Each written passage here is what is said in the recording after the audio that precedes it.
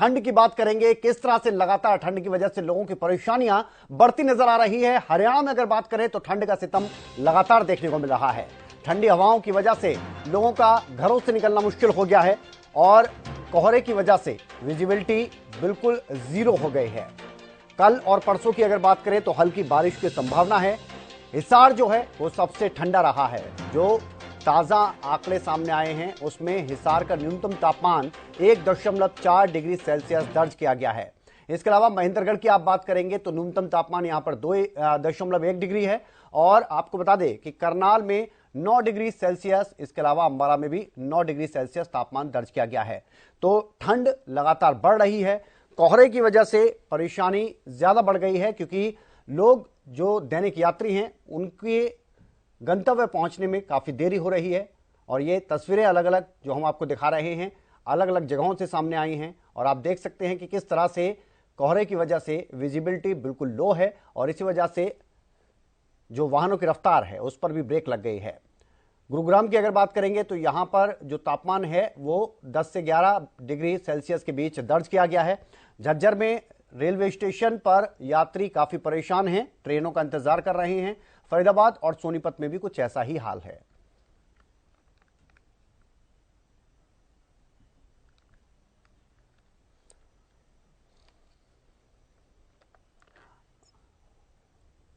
अजय मेहता हमारे साथ जुड़ गए हैं, हमारे संवाददाता फतेहाबाद से। अजय, जरा बताइए कि आज और कल में कितना डिफरेंस आया है इस मौसम में और ठंड कितनी ज्यादा बढ़ी है या कम हुई है?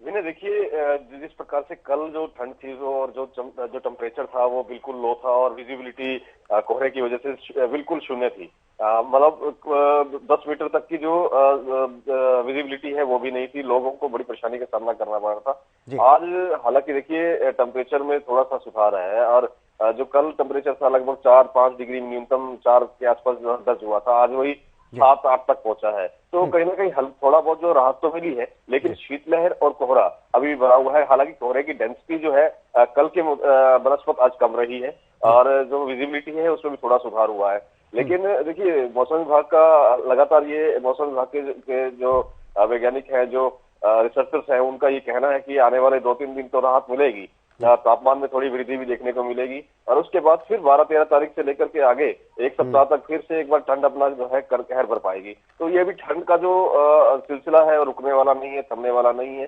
ठंड का जो इस बार जो है लंबी अवधि की रहने वाली है। तो ऐसे में लोगों को अभी भी सतर्क रहने की जरूरत है जी।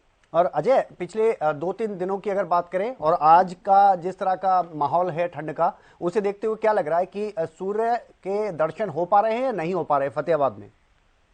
जिन्हें देखिए, अगर हम पिछले एक सप्ताह की बात भी कर लें और आज तक अभी तक की बात करें, 11 बजने को है, 11 बज चुके हैं और अभी तक देखिए जो है सूर्यदेव नहीं निकले हैं, कहीं धूप नहीं निकली है और कहीं कल भी अगर कल की बात करते हैं मात्र 1-1.5 घंटे के लिए धूप निकली थी और वो भी इतनी जो है इतनी तीव्रता नहीं थी धूप के अंदर कि लोगों को सुकून मिल सके। आज भी अभी तक धूप निकलने के कोई चांस नजर नहीं आ रहे हैं। बादलवाई भी नजर आ रही है ऊपर और कोहरे का भी जो है पूरी चादर लिपटी हुई है शहर के अंदर। तो ऐसे में ये उम्मीद की जा सकती है कल जिस प्रकार से कल भी 2-3 बजे के आसपास धूप निकली थी 1-1.5 घंटा जो है, उसके बाद आज भी ऐसा अगर होता है तो निश्चित तौर पर कुछ राहत लोगों को मिल सकती है जी। ठीक है, आता हूं मैं आपके पास। डॉक्टर चंद्रमोहन जी हमारे साथ जुड़ गए हैं, मौसम विशेषज्ञ हैं। डॉक्टर साहब, क्या लग रहा है कि कब तक राहत मिल पाएगी इस ठंड से? नमस्कार जी। बिल्कुल नए साल से ही ठंड का पूरा आगाज देखने को मिल रहा था जी। और टेम्परेचर कई जगह जो मैदानी राज्यों में और विशेषकर अपने हरियाणा एनसीआर में जी माइनस में भी पहुंच गया था। परंतु जैसे ही वेस्टर्न डिस्टर्बेंस सक्रिय हो रहे हैं, परंतु अभी 8 तारीख को कमजोर वेस्टर्न डिस्टर्बेंस था, परंतु वो निकल चुका है आगे और आज एक और वेस्टर्न डिस्टर्बेंस सक्रिय हो गया है, जिसकी वजह से आज से कुछ राहत देखने को मिल रही है। हमारे अगर हम महेंद्रगढ़ की बात करें, नारनौल, तो यहाँ आज सुबह से ही सूर्य देव बिल्कुल अपनी चमकदार धूप के साथ निकल आए हैं, क्योंकि वेस्टर्न डिस्टर्बेंस जब आते हैं तो तापमान में बढ़ोतरी होती है। तो इसका असर जो 10 तारीख वाला जो वेस्टर्न डिस्टर्बेंस है, इसकी वजह से 11, 12, 13 तारीख को राहत मिलेगी। इसके अलावा एनसीआर, दिल्ली और हरियाणा में बादल अपना डेरा जमा लेंगे और जो राजस्थान पंजाब से लगता हुआ हरियाणा का जो हिस्सा है वहां पर हल्की बूंदाबांदी की भी संभावना बन रही है। एनसीआर, दिल्ली और हरियाणा में भी छोटे छोटे मतलब हिस्सों में ये सीमित स्थानों पर बारिश या बूंदाबांदी की संभावना बन रही है। तो इस दौरान तापमान में बढ़ोतरी होगी और आम जन को जो कड़ाके की जो सर्दी और जो गंभीर शीतलहर की जो स्थिति बन गई थी उससे कुछ राहत की मिलने की संभावना है। परंतु जैसे ही यह मौसम प्रणाली 14 तारीख को भारत के उत्तरी पर्वतीय क्षेत्रों से आगे निकल जाएगी तो उसके बाद यानी 15 तारीख से एक बार फिर से शीतलहर का नया दौर देखने को मिलेगा और कड़ाके की जो ठंड है और कई स्थानों पर पारा माइनस में भी पहुंचने की संभावना बन रही है। तो ये जो दौर रहेगा ये 20 तारीख तक रहेगा।